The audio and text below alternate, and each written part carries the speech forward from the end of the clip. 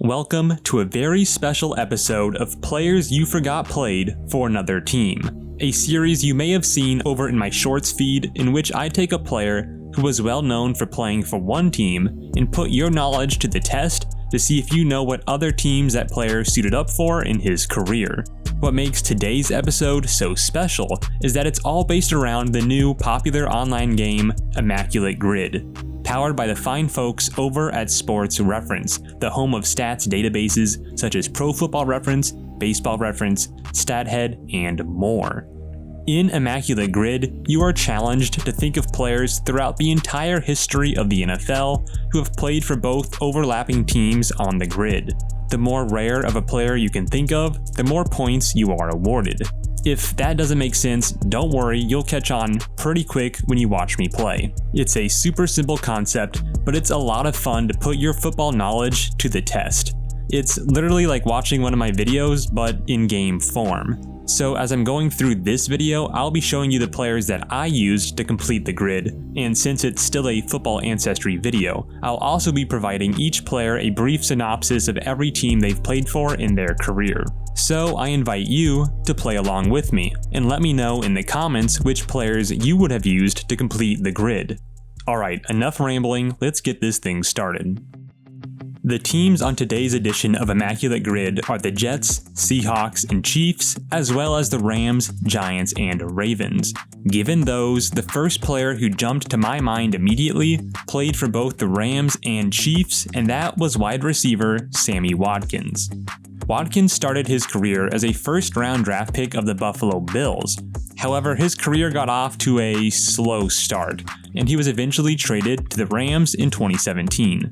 Following a decent year with Los Angeles, Watkins would sign a 3-year deal with the Kansas City Chiefs, where he would win a Super Bowl. In 2021, Watkins would sign a 1-year deal with the Ravens, and finally in 2022, he signed a 1-year deal with the Packers, yet he would spend the majority of that season on injured reserve before being let go, and then claimed by the Ravens in December of 2022. Now on to the next player on our grid. The next obvious player for me was linebacker Bobby Wagner, who played for both the Rams and the Seahawks.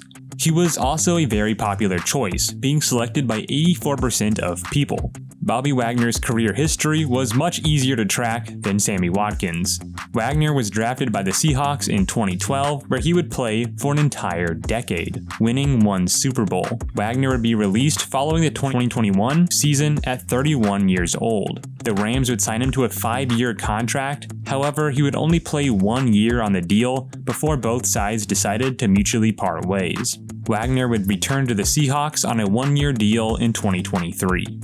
Back to the grid, with linebackers on the brain, the next player I thought of was CJ Mosley, who played for the Jets and the Ravens. Looking back at his career, Mosley was drafted by the Ravens in 2014, where his career got off to a hot start. After the end of his rookie contract in 2018, Mosley cashed in with a 5-year contract with the New York Jets. Injury and opting out of the season due to COVID would put a slow start to his Jets tenure, but he would bounce back to form in 2021 and 2022. Keeping former Ravens players in mind, I was able to come up with my next grid answer. This player played for the Ravens, but he would become a star with the Kansas City Chiefs. My next answer was running back Priest Holmes. Holmes' career would begin buried on the Ravens depth chart as an undrafted rookie. He was never given much of an opportunity to be the guy in Baltimore, but he was able to win a Super Bowl ring as the backup running back in 2000. Finally though, in 2001, Holmes would sign a cheap deal with the Kansas City Chiefs. There, he would immediately turn into an offensive superstar, leading the entire NFL in rushing yards his first year in Kansas City, and rushing for another 1,600 in 2002, before breaking Marshall Faulk's NFL record for total touchdowns in a season with 27. Unfortunately, a spinal injury would cut Holmes' career short, and he would retire as a Chief in 2007.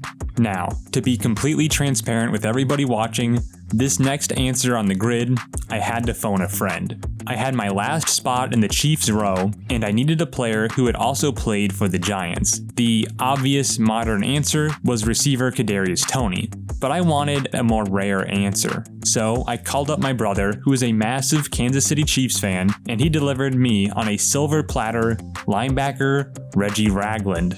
And look at that, not so shockingly, only 0.5% of Immaculate Grid players answered Reggie Ragland. Talk about a big boost to my score. For those of you unaware of the career of a player of Reggie Ragland's stature, let me fill you in. Ragland was drafted in the second round of the 2016 NFL Draft by the Buffalo Bills. Ragland would miss his entire rookie season due to a torn ACL in training camp. Under a new scheme in 2017, Ragland would be demoted to third string and promptly traded to the Kansas City Chiefs during training camp. He would end up starting 3 years for the Chiefs, where he would put up modest numbers, but did walk away with a Super Bowl win in 2019. Following that, he would spend 1 year in Detroit in 2020, before heading to the New York Giants for 1 season in 2021, and then ending up on the Raiders practice squad in 2022, before being claimed by the Browns in December, where he would play in a couple games. So again, shout out to my brother for giving me this rare answer on the grid, and allowing you guys to learn about the wonderful career of Reggie Ragland. And this is where I really began to start having to think about some players.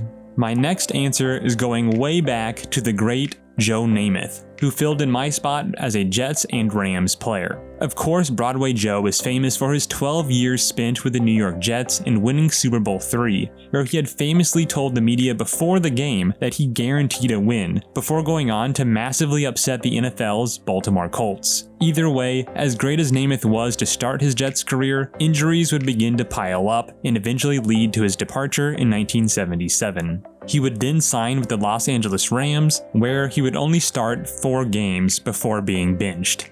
At the conclusion of the 1977 season, Joe Namath would retire and head to the Hall of Fame. Thinking back on Super Bowl teams, I was able to answer my next spot on the grid with former Jets and Giants wide receiver Plaxico Burris. Burris would be drafted by the Steelers in the first round of the 2000 NFL Draft. He would play there for 5 years before leaving for the Giants in free agency in 2005. As a member of the Giants, he would catch the game-winning touchdown in a Super Bowl upset against the undefeated New England Patriots, in one of the most iconic Super Bowls ever played. Burris would be let go and suspended by the league due to legal issues for the 2009 and 2010 seasons. Burris would then make a return to the NFL in 2011 as a member of the New York Jets for 1 season, before making a return to the Steelers in 2012 for a very short stint to end his career. Now, for these last 2 players on the grid, I'm embarrassed to say how long it took me to come up for relatively obvious answers. First, to fill the Ravens and Seahawks crossover, I answered Earl Thomas. Thomas's career began as a first-round draft pick of the Seattle Seahawks in 2010. He would then spend the next 9 years there, winning 1 Super Bowl and being a key figure in the famous Legion of Boom defense. However, his tenure would come to an unceremonious end following a broken leg in 2018. Thomas would sign with the Ravens in 2019, but again, he'd be unceremoniously released after just 1 year, and has remained without a team ever since. Finally, that leaves me with the final spot on my grid, a player who has been on both the Seahawks and the Giants. I sat here for what seemed like a very long time before one name finally popped into my brain: Geno Smith. Fairly obvious, but my brain was just stuck on his former New York team and not his time with the Giants. Geno Smith was most known for being considered a bust with the New York Jets, who drafted him in the second round in 2013. He would be regulated to backup in 2015 and leave in free agency for the Giants in 2017. He then jumped over to the Chargers in 2018 before signing a contract in 2019 with the Seahawks. Geno was a backup there as well, but following the departure of Russell Wilson, Smith was given a chance, and he ran with it. Geno has helped rewrite his story with a Pro Bowl and Comeback Player of the Year performance in 2022. And there you have it, a completed game of Immaculate Grid. Here it shows my rarity score based on the popularity of the players I used to complete the grid. The lower the number, the better your score. Below that is my favorite part though. You can click on any of the spots to show all the possible answers, which I think is a really great feature to be able to learn more if you're into that sort of thing.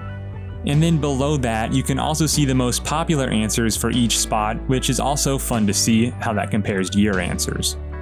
Well, I hope you learned something along the way on this Immaculate Grid edition of Players You Forgot Played for Another Team. If you want to play Immaculate Grid yourself, you can do so for free at immaculategrid.com/football. Or if you're a fan of basketball, baseball, or hockey, they've got you covered as well.